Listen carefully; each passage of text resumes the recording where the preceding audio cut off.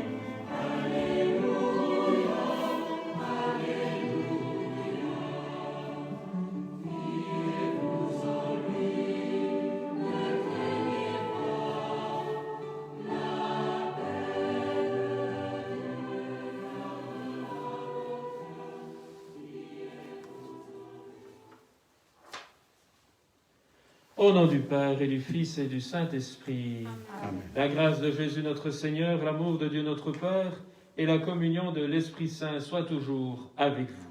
Et avec votre esprit. Bonjour à chacun et chacune, heureux de nous retrouver pour cette liturgie du dimanche. Une liturgie riche ce dimanche parce que elle se situe d'abord au cœur de la semaine de prière pour l'unité des chrétiens. Cette grande intention qui mobilise tous ceux qui se revendiquent de Jésus-Christ, quelle que soit leur communauté ecclésiale, en vue d'être plus unis pour que le monde croie, comme dit le Seigneur. Une intention que nous allons porter intensément au fond de notre cœur. Et puis le 3e dimanche ordinaire a été consacré par le pape François comme dimanche de la parole de Dieu. Nous serons donc tout particulièrement attentifs à cette dimension fondamentale qui, de surcroît, appartient aussi à toutes les communautés ecclésiales, quelle que soit leur confession. Et enfin, je voudrais saluer d'une manière particulière les plus jeunes qui cheminent vers la première communion et qui nous suivent aussi ce dimanche. Nous penserons à eux. Avec eux, nous allons apprendre à dire merci au Seigneur, à faire action de grâce. Mais au début de cette rencontre avec le Seigneur, ouvrons-lui notre cœur, présentons-nous en vérité devant lui et accueillons son pardon. Je confesse à Dieu Tout-Puissant, je reconnais devant mes frères que j'ai péché en pensée, en parole, par action et par omission. Oui, j'ai vraiment péché. C'est pourquoi je supplie la Vierge Marie, et les anges et tous les saints, et vous aussi mes frères, de prier pour moi le Seigneur notre Dieu. Parce que nous ne travaillons pas toujours à l'unité, Seigneur, prends pitié. Seigneur, prends pitié de nous. Seigneur, prends pitié de nous. Parce que nous manquons d'écoute les uns à l'égard des autres, ô Christ, prends pitié. Ô Christ, prends pitié de nous. Ô Christ, prends pitié de nous. Ô Christ, prends pitié de nous. Parce que nous ne sommes pas assez épris de fraternité, Seigneur, prends pitié. Seigneur, prends pitié de nous. Seigneur, prends pitié de nous. Seigneur, prends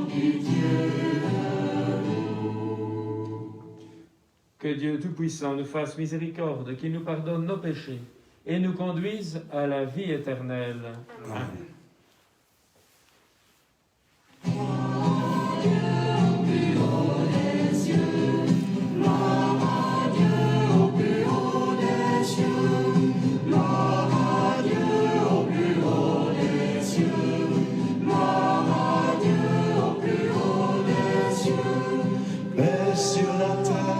Aux hommes qui l'aiment, nous te louons, nous te bénissons, nous t'adorons, nous te glorifions, nous te rendons grâce pour ton immense gloire.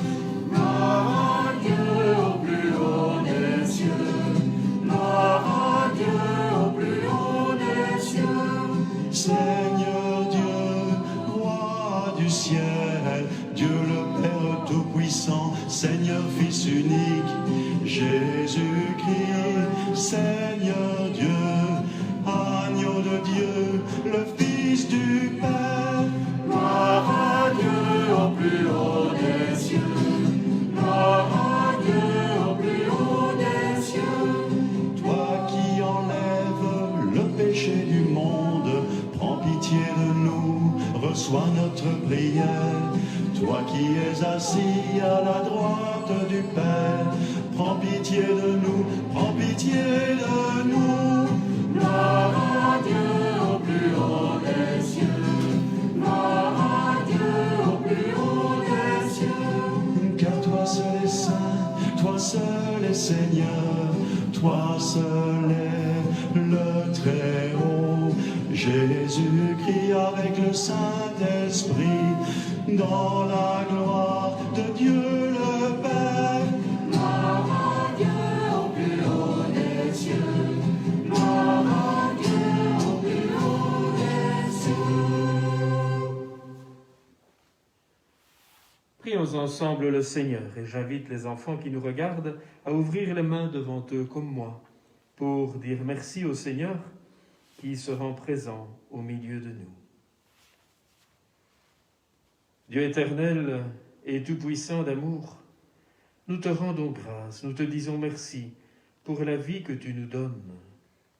Daigne la guider par ton amour, afin qu'au nom de ton Fils bien-aimé, notre vie porte de beaux fruits, des fruits généreux et en abondance. Nous te le demandons par Jésus le Christ, notre Seigneur et notre Dieu, qui vit et règne avec toi et l'Esprit Saint pour les siècles des siècles. Amen. C'est le dimanche de la parole de Dieu. La parole de Dieu est au cœur de toute célébration. À travers le texte que nous entendons, surtout nous nous mettons à l'écoute de celui qui veut nous parler au cœur.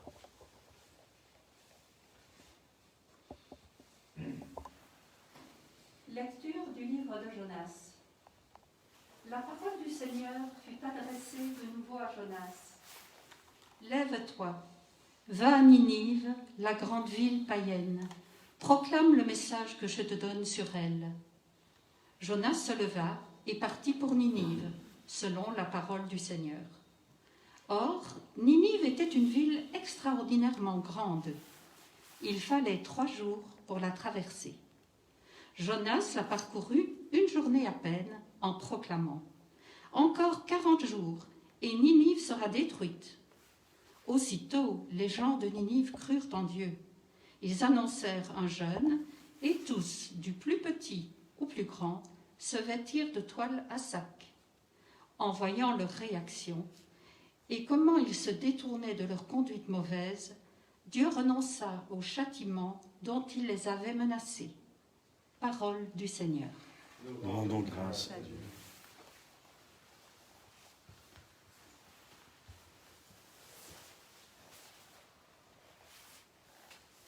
Seigneur, enseigne-moi tes chemins. Seigneur, enseigne-moi tes chemins. Seigneur, enseigne-moi tes voies. Fais-moi connaître ta route. Dirige-moi par ta vérité. Enseigne-moi, car tu es le Dieu qui me sauve. Seigneur, enseigne-moi tes chemins. Rappelle-toi, Seigneur, ta tendresse, ton amour qui est de toujours. Dans ton amour, ne m'oublie pas, en raison de ta bonté, Seigneur. Seigneur, enseigne-moi tes chemins. Il est droit, il est bon, le Seigneur, lui qui montre aux pécheurs le chemin. Sa justice dirige les humbles, il enseigne aux humbles son chemin. Seigneur, enseigne-moi tes chemins.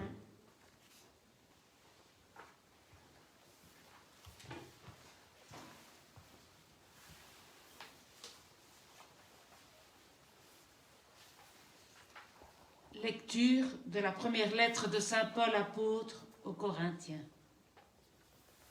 Frères, je dois vous le dire, le temps est limité. Dès lors, que ceux qui ont une femme soient comme s'ils n'avaient pas de femme. Ceux qui pleurent, comme s'ils ne pleuraient pas. Ceux qui ont de la joie, comme s'ils n'en avaient pas. Ceux qui font des achats, comme s'ils ne possédaient rien. Ceux qui profitent de ce monde, comme s'ils n'en profitaient pas vraiment. Car il passe, ce monde tel que nous le voyons. Parole du Seigneur. nous rendons grâce à Dieu. Alléluia.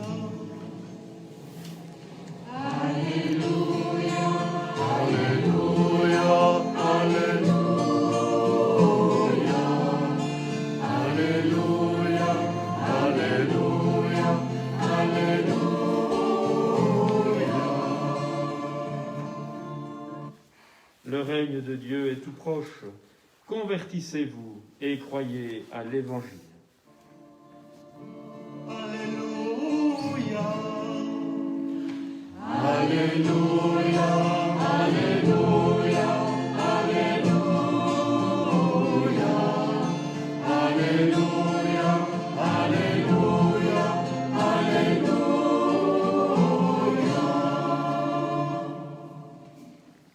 Le Seigneur soit avec vous.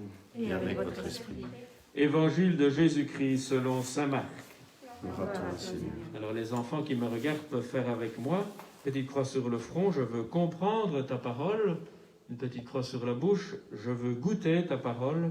Et une petite croix sur le cœur, je veux la garder comme un trésor.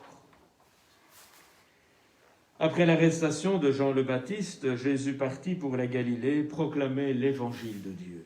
Il disait « Les temps sont accomplis, le règne de Dieu est tout proche.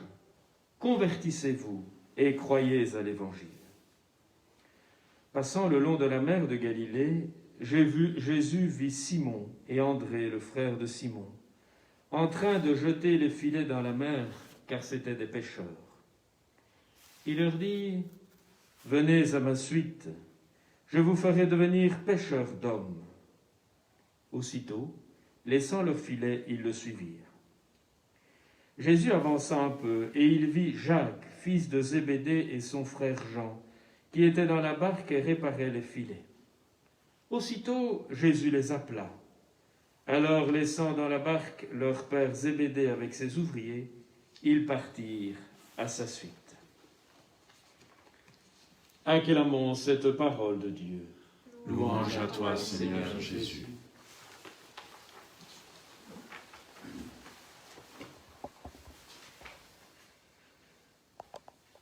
Lorsqu'un tout petit enfant se trouve dans son berceau, les parents se penchent vers lui et lui parlent.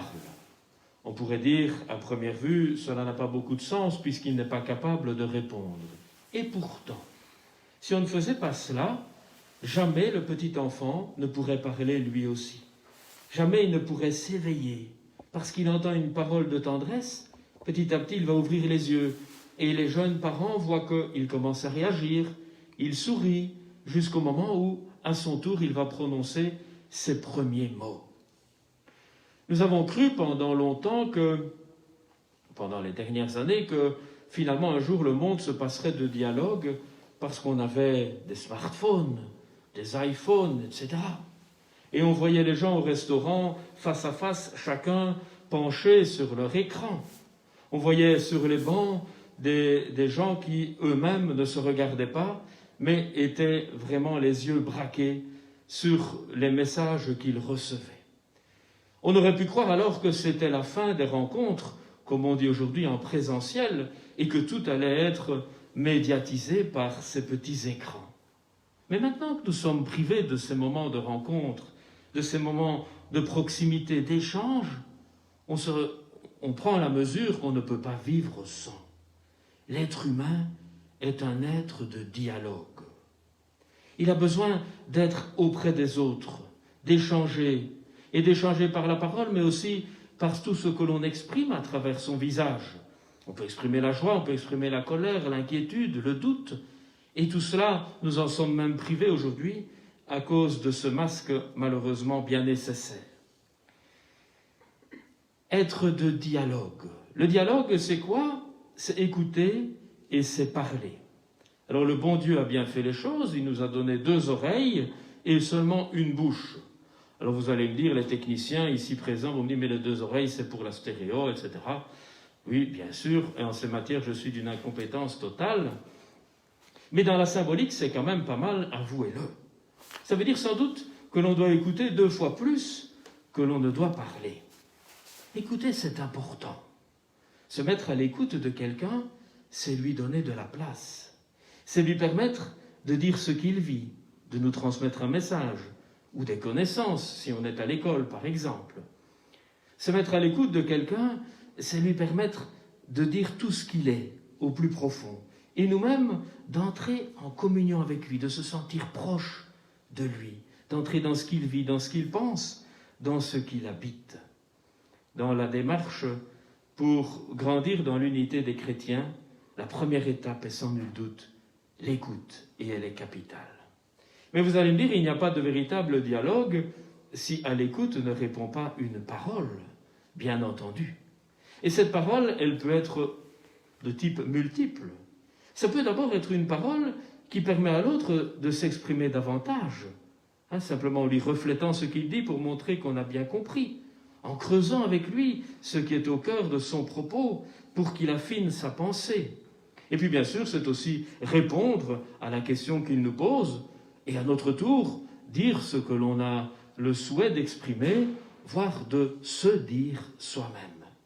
Et ce dialogue-là est capital pour qu'une relation devienne solide, pour qu'elle soit belle, qu'elle soit enrichissante, voire pour les relations les plus importantes de nos vies, qu'elles s'inscrivent dans la durée.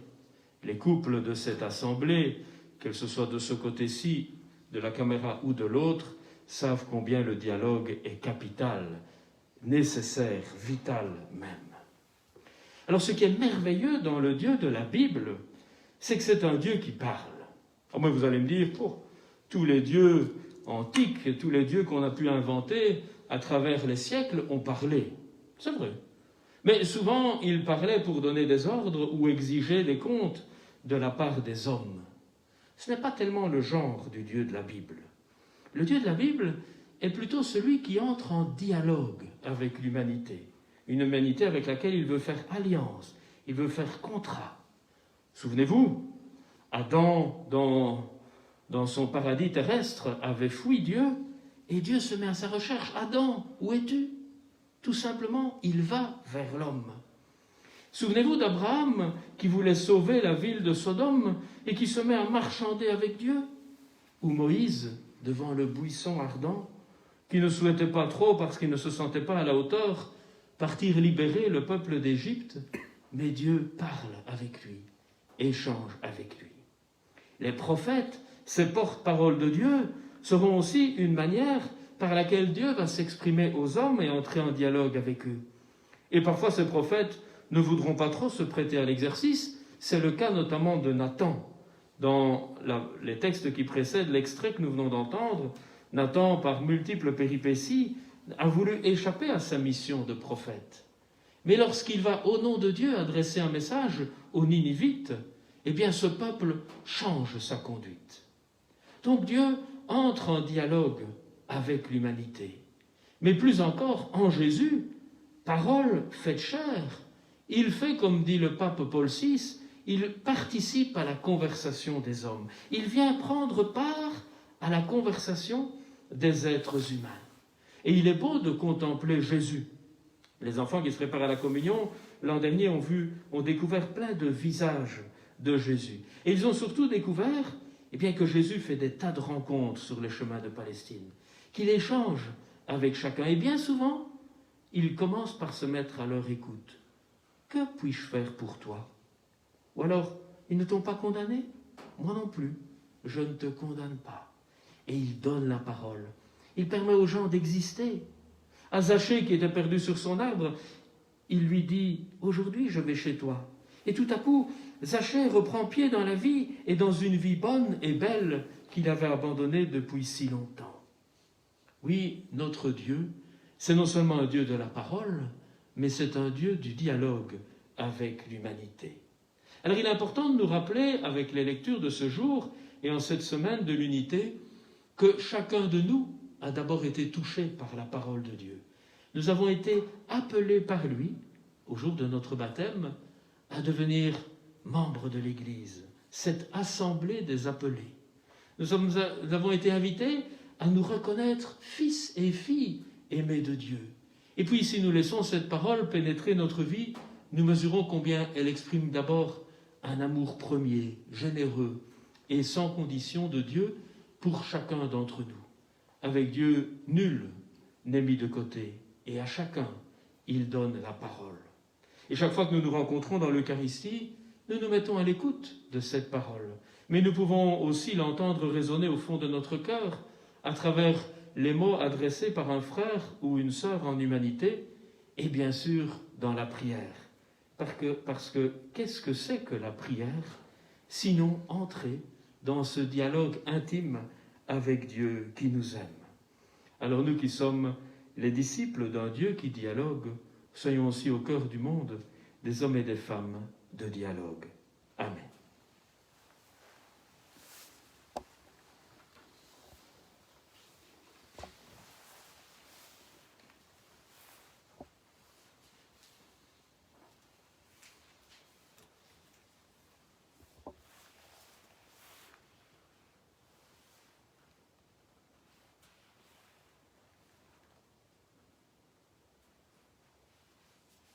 Au cœur de cette célébration, avec les enfants de la première communion, nous avons en nous-mêmes ce petit mot magique qui résonne, merci.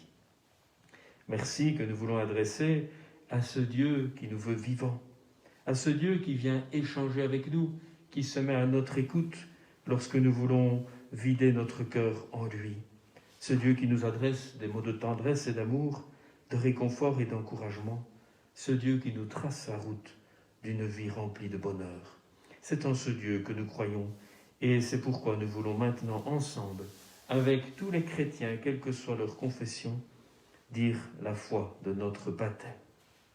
Je crois en Dieu, le Père Tout-Puissant, Créateur du ciel et de la terre, et en Jésus-Christ, son Fils unique, notre Seigneur, qui a été conçu du Saint-Esprit, est né de la Vierge Marie, a souffert sous Ponce Pilate, a été crucifié, est mort et a été enseveli, est descendu aux enfers, le troisième jour est ressuscité des morts, est monté aux cieux, est assis à la droite de Dieu le Père Tout-Puissant, d'où il viendra juger les vivants et les morts. Je crois en l'Esprit Saint, à la Sainte Église catholique, à la communion des saints, à la rémission des péchés, à la résurrection de la chair, à la vie éternelle. Amen. C'est parce que nous savons que le Seigneur nous écoute toujours, qu'il est attentif à tout ce que nous vivons, que nous pouvons lui dire merci, mais aussi nous tourner vers lui et lui adresser nos intentions de prière.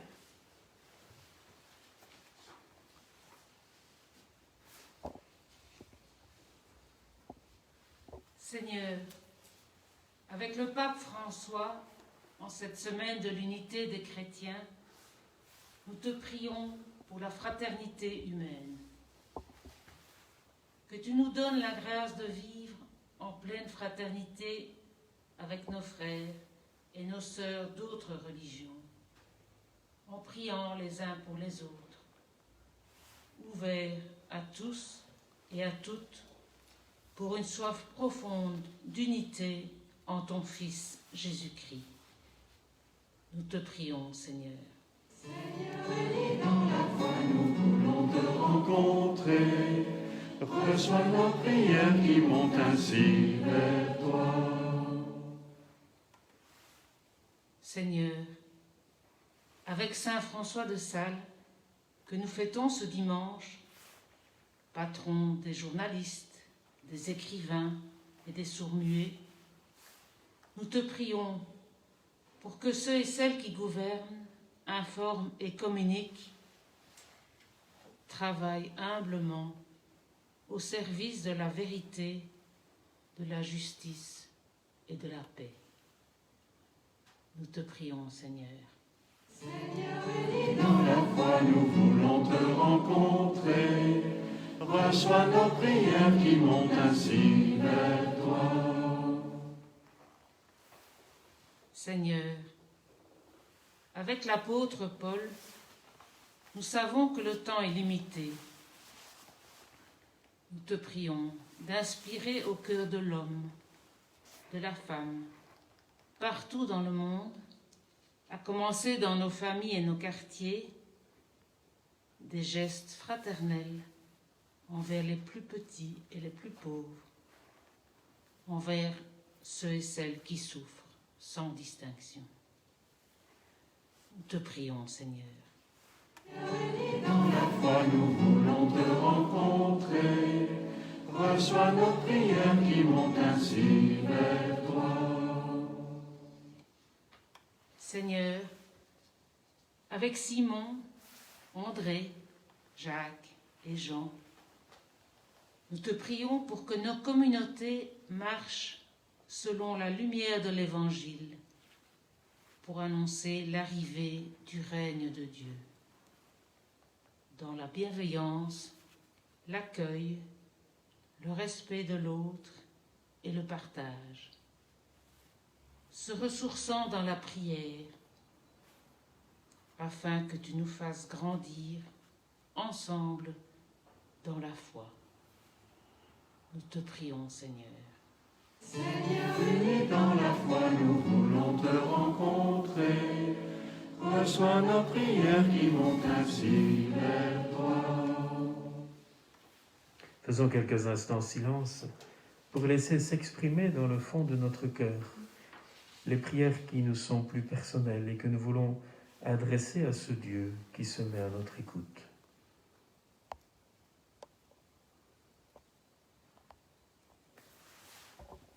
Dieu notre Père, tu connais mieux que nous-mêmes ce dont nous avons besoin.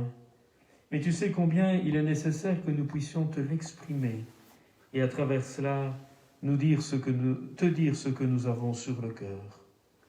Daigne entendre notre prière, daigne l'exaucer, toi qui vis et règnes avec nous et pour les siècles des siècles. Amen. Alors nous avons pour cette Eucharistie du pain et du vin. Et c'est beau parce que le pain, c'est la nourriture quotidienne et le vin, c'est un peu la boisson des jours de fête. Ça signifie que le Seigneur Jésus vient habiter notre vie de tous les jours et aussi les moments de joie et de fête.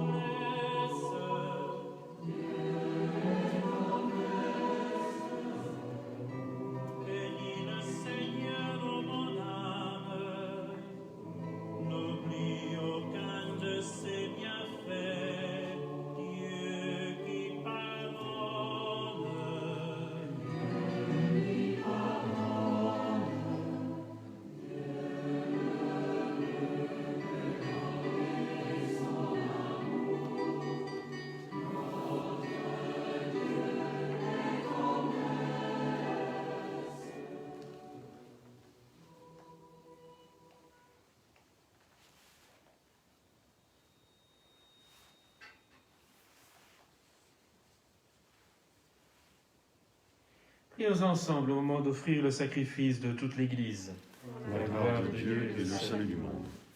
Dans ta bonté, Seigneur, accepte notre offrande, ce pain et ce vin, qu'elle soit sanctifiée et serve ainsi à notre vie en abondance, à notre salut. Nous te le demandons par Jésus le Christ, notre Seigneur et notre Dieu, qui vit et règne avec toi et l'Esprit Saint pour les siècles des siècles. Amen. Le Seigneur soit avec vous. Et avec votre esprit, Élevons notre cœur. nous le tournons vers le Seigneur. Rendons grâce au Seigneur notre Dieu. Cela est juste et bon. Eh bien oui, rendons grâce au Seigneur notre Dieu. C'est l'objet de cette prière que nous prenons maintenant. Vraiment, il est juste et bon de te rendre gloire, de t'offrir notre action de grâce, toujours et en tout lieu. À toi, Père, Dieu éternel et tout-puissant, par le Christ notre Seigneur. Par lui, tu nous conduis à la connaissance de ta vérité, nous appelant à devenir son corps, grâce à la même foi et par un seul baptême.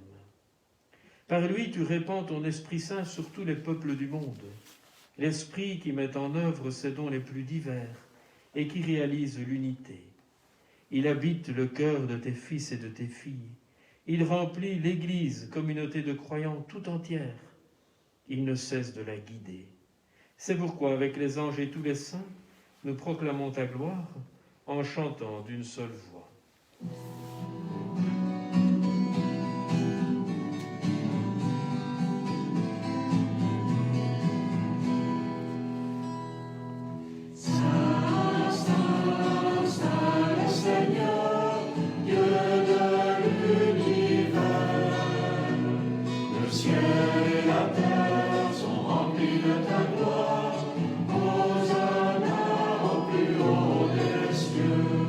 Béni soit celui qui vient au nom du Seigneur.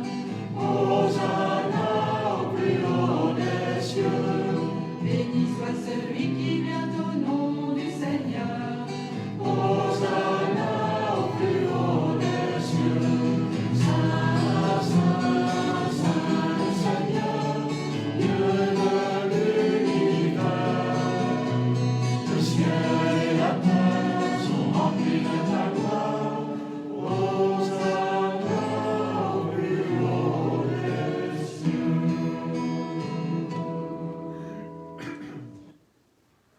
Encore une grande prière d'action de grâce et de merci, au cours de laquelle nous allons redire les prières, les mots de Jésus au dernier repas, ces mots par lesquels le Seigneur se rend présent d'une manière toute particulière au milieu de nous. Dieu de l'univers, nous te rendons grâce pour Jésus ton Fils venu dans notre monde en ton nom. Il est la parole qui sauve les hommes, il est la main que tu tends aux pécheurs, il est le chemin par où nous arrive la véritable paix. Et lorsque nous sommes loin de toi, Dieu notre Père, c'est par lui que tu nous fais revenir. C'est lui, ton propre Fils, qui a été livré au pouvoir des hommes, afin que nous soyons, par sa mort et sa résurrection, en paix avec toi et entre nous. Aussi pouvons-nous maintenant célébrer en reconnaissance le mystère de cette réconciliation qu'il nous a lui-même obtenue. Nous t'en prions, Père, sanctifie ces offrandes par la puissance de ton Esprit Saint, alors que nous accomplissons ce que Jésus nous a dit de faire. Au cours du repas qu'il partageait avec ses disciples, Jésus prit le pain, il rendit grâce, il le rompit et le leur donna en disant « Prenez et mangez-en tous, ceci est mon corps livré pour vous. »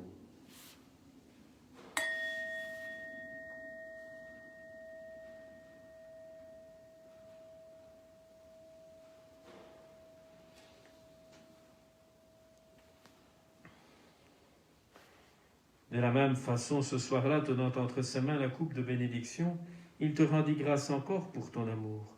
Puis il la donna à ses disciples en disant « Prenez et buvez-en tous, car ceci est la coupe de mon sang, le sang de l'alliance nouvelle et éternelle, qui sera versé pour vous et pour la multitude en rémission des péchés. Vous ferez cela en mémoire de moi. »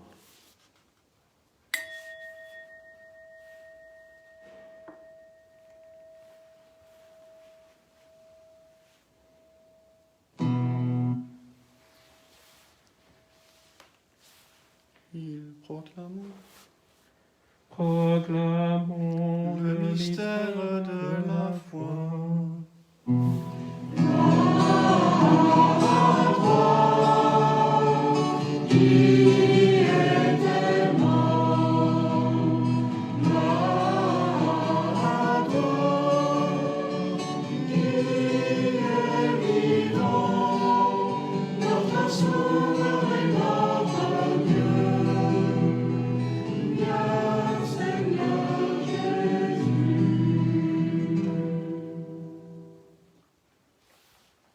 Père très bon, ton Fils a laissé à ton Église ce mémorial de son amour. En rappelant dans cette Eucharistie sa vie donnée, sa mort et sa résurrection, nous te présentons cette offrande qui vient de toi. Accepte aussi chacune de nos vies avec celle de ton bien-aimé. Donne-nous dans cette Eucharistie ton Esprit Saint, qu'il fasse disparaître les causes de nos divisions, qu'il nous établisse dans un amour toujours plus grand, en communion avec le pape François, notre évêque Pierre, tous les évêques et ton peuple tout entier, mais aussi en chemin de communion avec toutes les autres églises chrétiennes et leurs pasteurs. Fais de nos églises en ce monde les signes visibles de l'unité, qu'elles servent toujours la paix et la justice, et qu'elles proclament haut ta parole. Et comme tu nous réunis ici dans la communion de Marie, la bienheureuse Mère de Dieu, de Saint Joseph, son époux, des apôtres, des martyrs, de Saint Valentin et tous les saints autour de la table du Christ, daigne rassembler un jour les hommes de tout pays et de toute langue, de toute tradition et de toute culture au banquet de ton royaume. Alors nous pourrons célébrer l'unité enfin accomplie et la paix définitivement acquise par Jésus le Christ, notre Seigneur. Avec lui et en lui, à toi Dieu le Père Tout-Puissant, dans l'unité du Saint-Esprit, tout honneur et toute gloire, pour les siècles des siècles. Amen.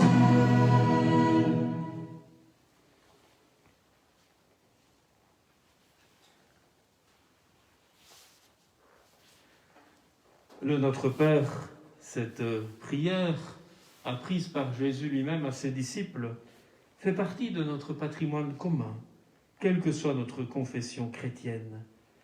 C'est la prière de tous ceux qui veulent mettre leurs pas dans ceux de Jésus, comme les apôtres appelés dans l'Évangile. C'est notre prière que nous voulons dire maintenant en communion, au-delà de toute frontière. Notre Père, qui es aux cieux, que ton nom soit sanctifié, que ton règne vienne, que ta volonté soit faite sur la terre comme au ciel. Donne-nous aujourd'hui notre pain de ce jour. Pardonne-nous nos offenses, comme nous pardonnons aussi à ceux qui nous ont offensés. Et ne nous laisse pas entrer en tentation, mais délivre-nous du mal. Délivre-nous de tout mal, Seigneur, et donne la paix à notre monde. Donne la paix à toutes les églises, donne la paix à tous ceux qui veulent suivre Jésus. Par ta miséricorde, libère-nous de tout ce qui nous divise, de ce qui nous éloigne de toi et de nos frères et sœurs. Fortifie-nous dans les épreuves, tout particulièrement en ce temps de pandémie, en cette vie où nous espérons le bonheur que tu promets et la venue de Jésus-Christ, notre Sauveur. Car c'est à toi qu'appartiennent le règne, la puissance et la gloire, pour les siècles des siècles. Seigneur Jésus-Christ, au début de ta relation avec les disciples, tu les as appelés et ils ont tout laissé pour te suivre. Ils ont accepté de se convertir, de changer leur vie, pour qu'elle soit davantage au diapason de ton amour. Et lorsque ressuscité, tu te manifestais à eux, tu débutais toujours en leur souhaitant la paix. Ma paix soit avec vous. Aujourd'hui, nous t'en supplions, fais-nous grandir dans cette paix, dans cette unité, toi qui vis et règnes pour les siècles des siècles. Amen. Et que la paix du Seigneur soit toujours avec vous. Et avec votre esprit. Et bien que cette paix passe entre nous ici, dans cet oratoire, à travers notre échange de regards, et à la maison, avec les signes qui nous paraissent les plus opportuns, signes de cette paix qui nous vient du Seigneur.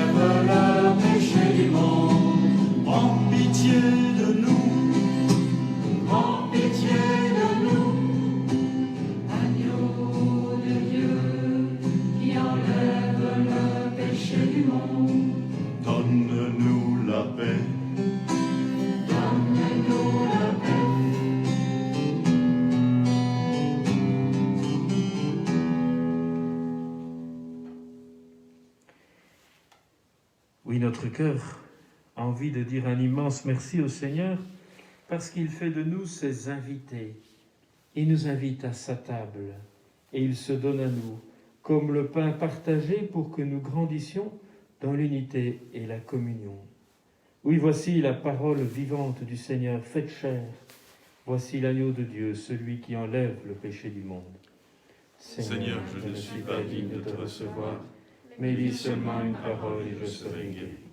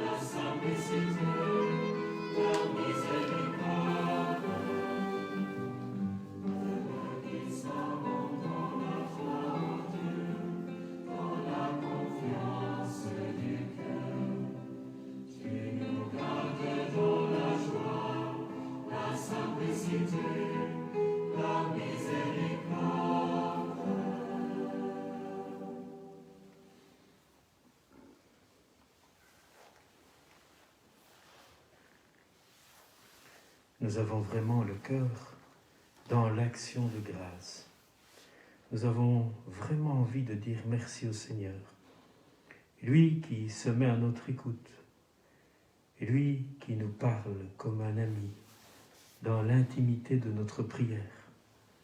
Lui qui nous parle à travers la Bible, proclamée dans nos communautés. Nous voulons vraiment dire merci au Seigneur parce qu'il nous rend capables de vivre comme lui et ainsi de semer le bonheur autour de nous. Rassemblons nos prières. Permets-nous, t'en prions, Dieu Tout-Puissant, qu'ayant reçu de toi la grâce d'une vie nouvelle, nous puissions nous en émerveiller toujours. Par Jésus, le Christ, notre Seigneur et notre Dieu, qui vit et règne avec toi et l'Esprit Saint, pour les siècles des siècles. Amen. Voilà, je remercie ceux qui organisent cette célébration chaque semaine. Je remercie aussi les parents qui ont le souci à domicile de mener avec leur enfant un chemin de catéchèse pour qu'ils progressent vers les grands événements de la vie chrétienne et qu'ils approfondissent le message de Jésus. Nous aurons un rendez-vous important dans les semaines à venir. Ce sera la neuvaine de prière à Notre-Dame de Lourdes, qui d'habitude se vit tout particulièrement à l'église Saint-Martin et à la chapelle Saint-Bernard. Mais cette année, nous sommes invités à nous y unir d'une manière toute particulière. Bien sûr, en termes de nombre aux célébrations, ce sera réduit, mais il y aura, par divers moyens modernes, la possibilité de vivre cette grande retraite de notre communauté avec Marie, à qui nous pouvons tenir la main. Je vous souhaite de vivre toute cette semaine dans un esprit de dialogue avec le Seigneur de la prière et avec tous ceux que nous rencontrerons dans le souci de la paix et de la fraternité. Le Seigneur soit avec vous. Et avec votre esprit. Que Dieu Tout-Puissant vous bénisse et vous garde, le Père, le Fils et le Saint-Esprit. Amen. Allez, vivez dans la paix et la joie de Christ. Nous rendons grâce à Dieu.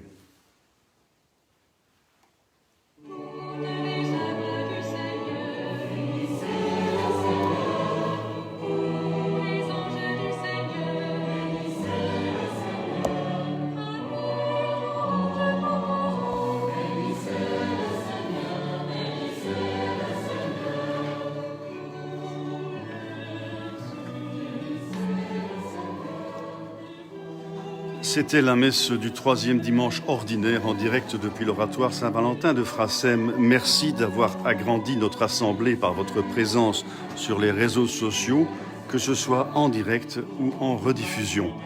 La semaine prochaine, le dimanche 31 janvier à 10h, nous célébrerons le 4e dimanche ordinaire du temps ordinaire. En revanche, ce sera un temps extraordinaire pour notre doyen qui célébrera son demi-siècle de présence dans la communauté chrétienne. Bonne semaine à tous et un excellent dimanche. Et comme nous y invite ce chant final, bénissons le Seigneur.